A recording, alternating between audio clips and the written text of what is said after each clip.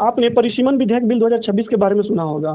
अभी लोकसभा में इसे लाया गया था, लेकिन ये पारित नहीं हो पाया बहुमत नहीं मिलने की वजह से, जिसे एनडीए सरकार को लगने वाला 12 साल में पहला झटका बताया जा रहा है। आइए जानते हैं विस्तार से कि परिसीमन विधेयक बिल 2026 क्या था। नमस्कार दोस्तों, ना तेरा ना मेरा में आपका स्वागत है। आइए जानते हैं पहले कि परिसीमन क्या होता है, जिसे हम डिलिमिटेशन भी बोलते हैं। किसी भी राज्य या देश में जनसंख्या में हुए बदलाव के आधार पर लोकसभा और स्टेट असेंबली की सीटों की संख्या को फिर से निर्धारित करना ही परिसीमन कहलाता है।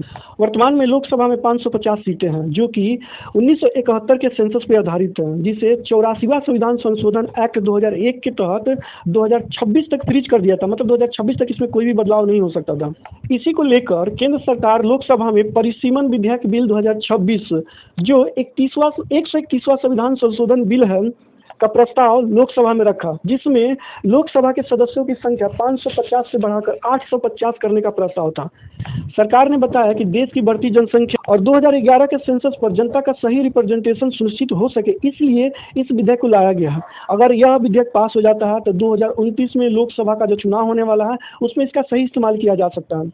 अगर यह बिल पास होता तो महिला आरक्षण बिल, जो 2023 में ही पास हुआ था, जिसे हम नारी शक्ति वंदना अधिनियम 106 अमेंडमेंट एक्ट कहते हैं, यह लागू हो जाता है, जिससे लोकसभा और राज्यसभा में महिलाओं के लिए 33% आरक्षण आरक्षित हो जाते हैं। लेकिन इस बिल के पास होने के लिए लोकसभा और राज्यसभा दोनों से 2/3 बहुमत की जरूरत थी, जो कि नहीं मिलने से यह बिल पास नहीं हो पाया, जिसे एनडीए सरकार का 12 साल में लगने वाला एक बहुत बड़ा झटका बताया जा रहा है। सत्र खत्म होने के बाद जब प्रियंका गांधी से रिपोर्टरों ने जब पूछा इसके बारे में, तो उन्होंने कहा कि केंद्र सरकार सत्ता में हमेशा बने रहना चाहती है, इसीलिए वो इस विधेयक को पास कराना चाहती है। साथ ही संसदीय कार्य मंत्री किरण रिजिजू ने कांग्रेस पर हमला करते हुए कहा कि कांग्रेस महिला विरोधी बन चुकी है, जिसका भरपाया उसे भविष्य में करना पड़ेगा।